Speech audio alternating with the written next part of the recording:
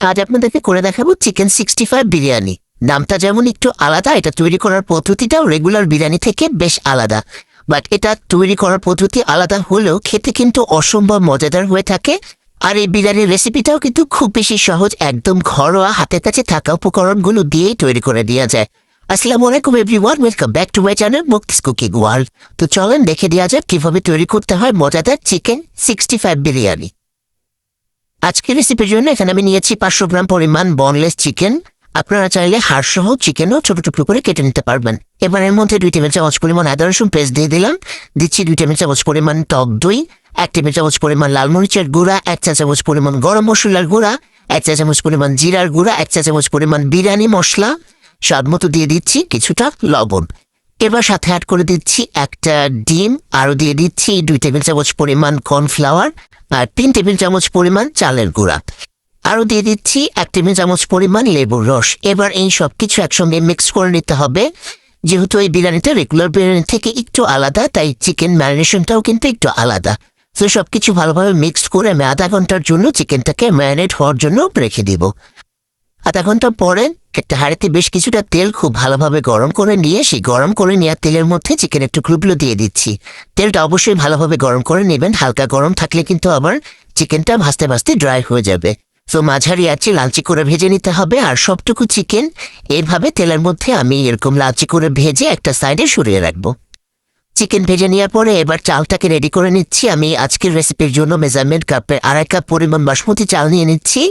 এবার এর মধ্যে নর্মাল তাপমাত্রায় পানি দিয়ে চালগুলোকে আমি 1 ঘন্টার জন্য ভিজিয়ে রাখবো।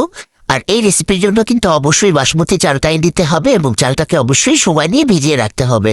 1 ঘন্টা পরে চালগুলো ফুলে এরকম ডাবল হয়ে গিয়েছে। এবার এগুলোকে আমি সিদ্ধ করে নিব। এর জন্য চুলা একটা হাঁড়িতে পানি ফুটিয়ে দিয়েছি। এবারের মধ্যে তেজপাতা, দারচিনি, লবঙ্গ, আস্ত এলাচ, একটা স্টার আনিয়ে স্বাদ মতো লবণ, শাহি জিরা, সামান্য একটু তেল দিয়ে নিয়েছি। এখন এর মধ্যে চালগুলো দিয়ে দিচ্ছি। তো আস্ত গোটা মশলা আর লবণের সাথে চালগুলোকে আমি 70% মতো সিদ্ধ করে নিব। 70% সিদ্ধ করে নেওয়ার পরে চুলা থেকে নামিয়ে আমি চালের যে পানিটা সেটা ঝরিয়ে নিব। ঝরিয়ে নিয়ে এটাকে একটা সাইডে সরিয়ে রাখবো। এবার চুলা আবার একটা হাঁড়ি বসিয়ে চিকেন ভেজে রেখেছিলাম যে তেল, সেখান থেকে 1/4 কাপ পরিমাণ তেল দিয়ে দিলাম। তার মধ্যে দিয়ে দিচ্ছি আধা কাপ পরিমাণ পেঁয়াজ বেরেস্তা। আমার কাছে বেরেস্তাটা করা ছিল তাই বেরেস্তা দিয়ে দিলাম সরাসরি। আপনারা চাইলে রেগুলার পেঁয়াজ লালচে করে ভেজেও দিতে পারবেন। তার মধ্যে আমি 2টা ছোট সাইজের টমেটো দিয়ে দিলাম। এবার এর মধ্যে অ্যাড করে দিচ্ছি 2 টেবিল চামচ পরিমাণ আদা রসুন পেস্ট, 1 টেবিল চামচ পরিমাণ বিরিয়ানি মশলা, 1 চা চামচ পরিমাণ লাল মরিচের গুঁড়া, স্বাদ মতো মশলার জন্য লবণ, আর দিয়ে দিচ্ছি 1/4 কাপ পরিমাণ টক দই। টক দইটা অবশ্যই দিতে হবে, টমেটোটাও অবশ্যই দিতে হবে। সো সবকিছু ভালোভাবে মশলাটাকে কষিয়ে দিয়ে এবার 2 টেবিল চামচ পরিমাণ টমেটো সস আর আধা কাপ পরিমাণ পানি অ্যাড করে দিলাম। এখন সবকিছু আবারও ভালোভাবে একটু মিক্সড করে দিব। তারপরে একটু ঢাকনা দিয়ে ঢেকে মশলাটাকে আমি আর একটু কষিয়ে দিব। যখন তেলটা উপরে উঠে আসবে ওই পর্যায়ের মধ্যে ভেজে রাখা চিকেনের টুকরোগুলো দিয়ে দিচ্ছি। চিকেনের টুকরোর সাথে কয়েকটা আস্ত কাঁচামরিচও দিয়ে দিলাম। এবার ভালোভাবে নেড়ে চেড়ে দিব। আর চুলার আঁচটা এর পর্যায়ে আমি একদম লো করে দিয়েছি। চিকেনের সাথে মশলাটাকে ভালোভাবে মিক্সড করে দিয়ে একদম লো হিটে দিয়ে দিয়েছি। এবার উপরে কয়েকটা পেঁয়াজ বেরেস্তা ছিটিয়ে দিচ্ছি, সাথে 2 টেবিল চামচ পরিমাণ গুঁড়া দুধ দিয়ে দিলাম। আরও দিয়ে দিচ্ছি এখানে আমি আগে থেকে সিদ্ধ করে রাখা সেই চালগুলো দিয়ে ভালোভাবে উপরটা স্প্রেড করে সমান করে দিতে হবে। সমান করে দেওয়ার পর উপর দিয়ে 2 টেবিল চামচ পরিমাণ ঘি দিয়ে দিলাম, সাথে 1/4 কাপ পরিমাণ পেঁয়াজ বেরেস্তা, অল্প একটু ধনিয়া পাতা কুচি আর কয়েক ফোঁটা কেওড়া জল।